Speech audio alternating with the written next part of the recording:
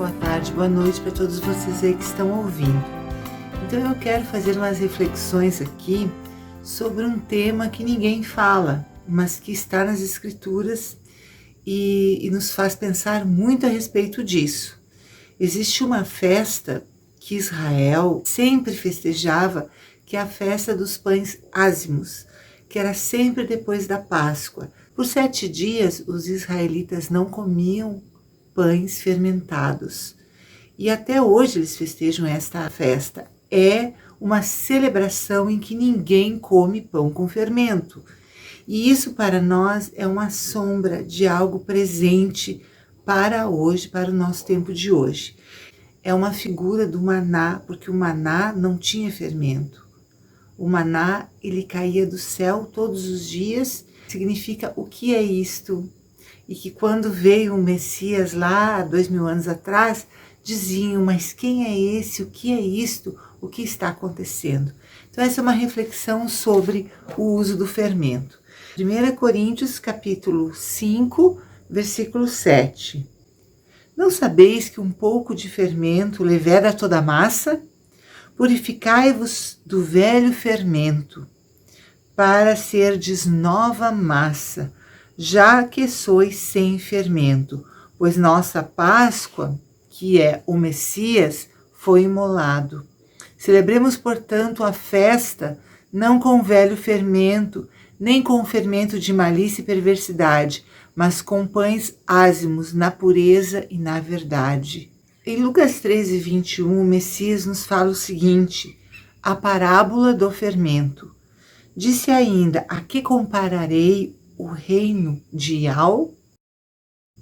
É semelhante ao fermento que uma mulher tomou e escondeu em 3 medidas de farinha, até que tudo ficasse fermentado. Então já o Messias, Yahshua Mashiach, porque esse é o verdadeiro nome dele, ele nos alertava que uma mulher colocaria fermento na massa até que ficasse tudo levedado. E quando os israelitas eles comemoram a Páscoa, logo depois então vem esta festa dos pães ázimos. Vocês podem ir lá pesquisar nas Escrituras. E o que eu queria dizer para vocês?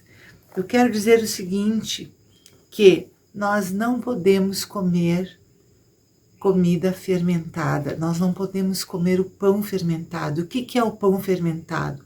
O fermento são inserções colocadas nas Escrituras lá no passado, que mudaram as Escrituras. Então nós temos ali a Trindade, por exemplo, a existência da Trindade, que são vários textos acrescentados, e temos muitas outras coisas que foram colocadas nas Escrituras e são fermento. Se nós queremos comer o maná escondido, o maná celestial, nós precisamos então conhecer as Escrituras que não têm fermento. E isso não é uma opção, não é uma possibilidade, uma opção para nós. Isso é mandamento.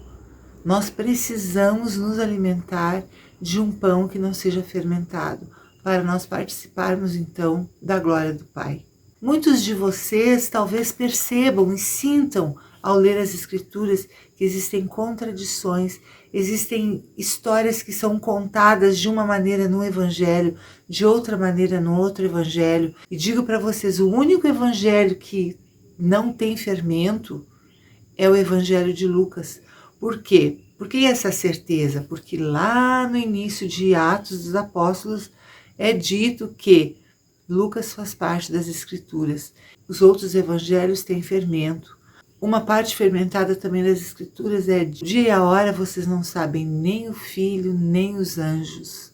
Mas não, nós temos nas Escrituras muitas maneiras de saber. Romilson Ferreira tem muitas explicações. Eu digo para vocês, vocês podem procurar em toda a face da terra. Você pode procurar rabinos de Israel formados nas maiores universidades. Você não vai encontrar em nenhum homem os ensinos que o Romilson traz. Por quê? Porque ele recebeu do Pai. E eu digo para vocês que em 2012 eu já vislumbrei que a palavra ela era fermentada. E esse homem ele se dedicou a procurar e encontrar o fermento nas Escrituras. e a trazer entendimento sobre o fermento. Quando eu ouvi, eu digo, é isso, é verdade, isso que é fermento que foi posto. Mas tem muitas palavras nas escrituras que não são fermento, e são revelação para nossas vidas. E uma coisa que eu quero deixar aqui para vocês é o que está escrito, a promessa para a igreja em Filadélfia.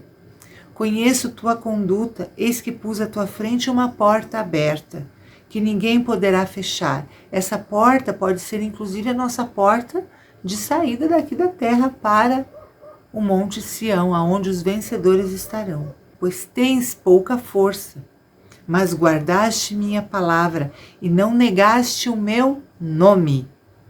Olhem aí, a promessa para a igreja de Filadélfia.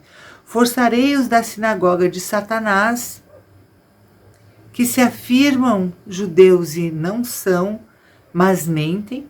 Forçarei que venham prostrar-se a teus pés e reconheçam que te amo.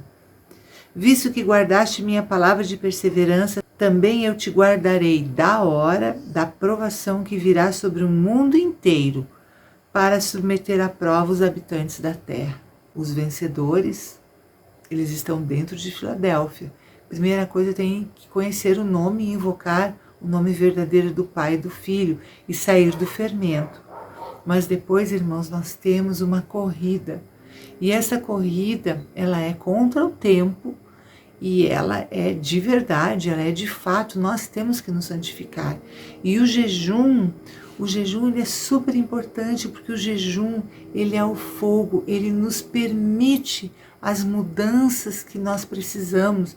Falo por mim. Quando, irmãos, eu fui chamada para Filadélfia, era janeiro de 2023, e nós esperávamos o arrebatamento para abril, e eu pensava comigo mesma, será que eu vou permanecer nessa igreja Filadélfia se não acontecer o arrebatamento? Mas sim, irmãos, eu fiquei uma semana mal, porque eu realmente acreditava, porque todas as indicações ali era para o arrebatamento acontecer, segundo todos os cálculos dos jubileus, dos shemitás, tudo aquilo que nós conhecemos, né?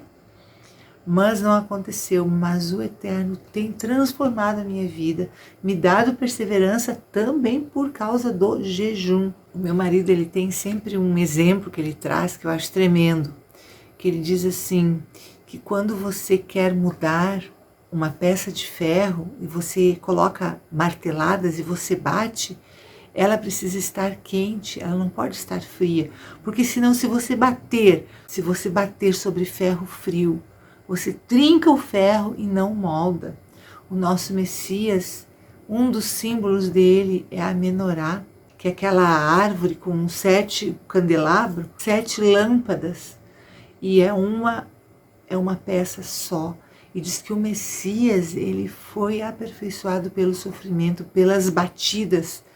E aí eu pergunto, você acha, irmão, que isso foi feito assim? Não, isso é com o fogo do Espírito. E nós precisamos nos encher do Espírito. E nós precisamos nos moldar, nós precisamos jejuar para que a nossa carne permita que a nossa alma entre nos padrões do Pai. Nós não vamos subir, irmão, se nós não estivermos prontos. Se eu não estiver como o Pai quer, tem coisas que eu sei que eu preciso mudar, Ele precisa me ajudar a mudar, mas para isso eu preciso jejuar, para que a minha alma consiga ser transformada, e assim também cada um de nós. Sem jejum não tem santificação, e nós não podemos conhecer a vontade do Pai para nós.